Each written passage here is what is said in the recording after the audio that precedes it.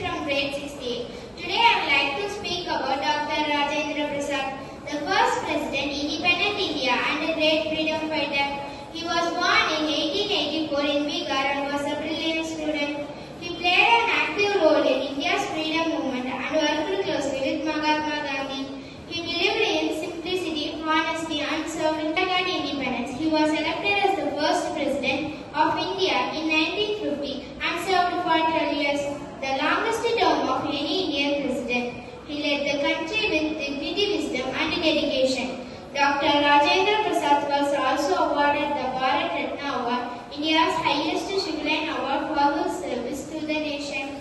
Let us always remember his contribution and be inspired by his patriotic spirit. Thank you. Kongunadu Metric Higher Secondary School, Nallipalayam.